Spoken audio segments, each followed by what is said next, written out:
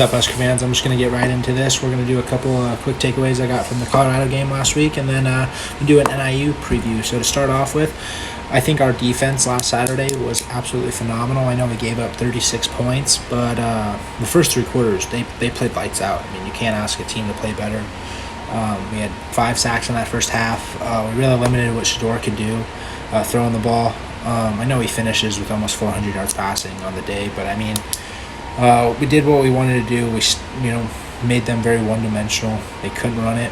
They did pop off one big run at the end there in the third and I think the fourth, but other than that, they couldn't run it at all. Made Shador do everything, and that's how they're going to play football this year. Is Colorado, they're just going to air it out. They trust Shador to do that, but I think we really limited the big-time plays, right? Even on his scramble drills, when he gets outside the pocket and he's just trying to be poised and let something get open downfield, we didn't really allow it to happen in that first half. I mean, our secondary played lights out on Travis Hunter and Jared Weaver. And I think it's Jimmy Horn Jr. I mean, they really didn't do much in that first half. The only reason they scored points was because we gave them the ball, in our own half twice, and I think, so they have 13 points going at halftime and we have 0. Another quick takeaway I had is Jeff Sims. Those 2 fumbles and the interception.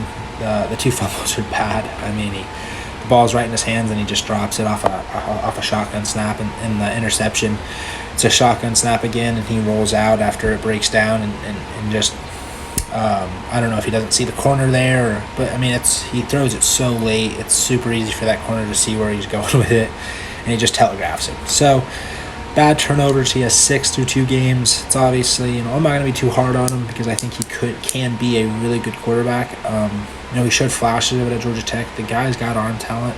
It's just, can he make the reads that, Satterfield's offense expects him to make? I don't know, right? The turnovers got to stop if he's going to turn the ball over. Now we need to go under Purdy or Harbaugh, whatever. I mean, or just simply run the ball.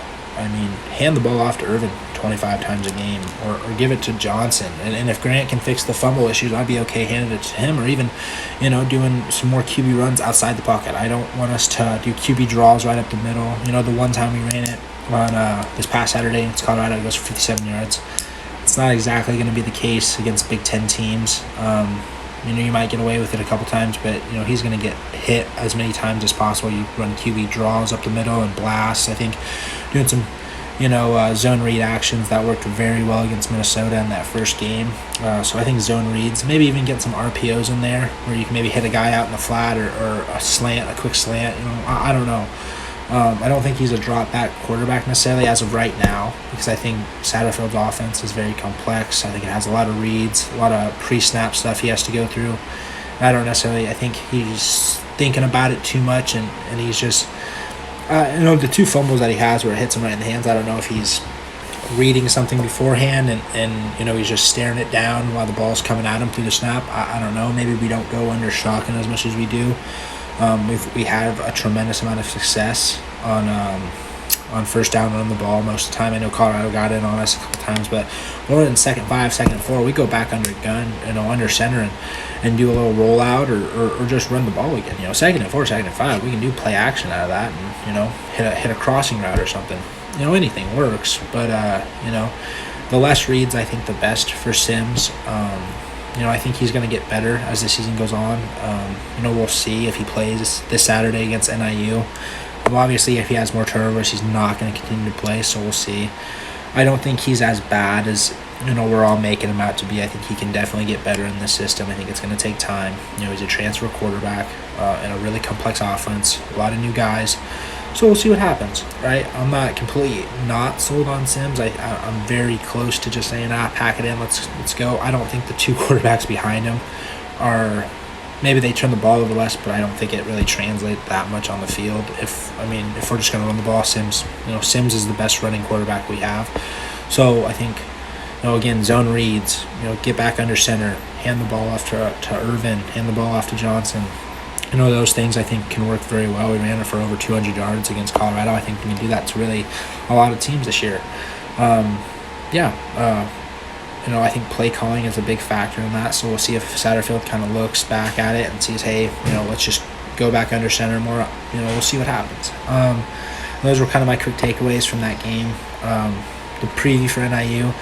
The big headline going to that game is their defensive line against our offensive line. They have some really, really good defensive linemen, and James Esther, Devontae O'Malley, what's the other guy? Rasheed Thomas coming off the edge. All those guys were preseason all-conference in the MAC coming into this year. They've had good starts. Rasheed Thomas leads, he's second in team in tackles with 8. He has 1 sack on the year.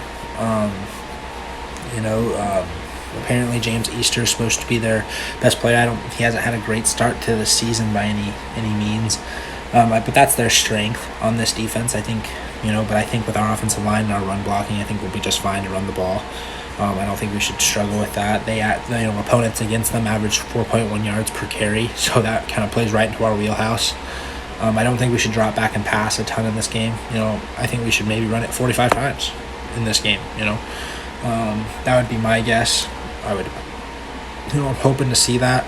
For their offense, for NIU's offense, they, on both sides of the ball, they have a ton of experience. They only have 3 underclassmen starting for them this year. So we'll see, but they have a ton of experience. Rocky Lombardi's in his 7th season. He was actually a starter at Michigan State for a season, I think 3 years ago. Actually came into Lincoln, started against us once against when he was playing at Michigan State. We actually beat them 9-6. It was the snow game a couple years back. But in his career, he's got over 5,000 passing yards. He's got 39 passing touchdowns. Hasn't gotten off to a great start this year. He has 1 touchdown to 3 picks. He's only completing about 54% of his passes. This offense has looked very up and down. The first game, I think they beat Boston College 27-24 in overtime. And then, they kind of lay an egg last week. They only have 11 points against their rival on the road in Southern Illinois. This team is very weird. They're supposed to be pretty good in the MAC this year. SIU is an FCS school, and they lose to them 14-11 last week.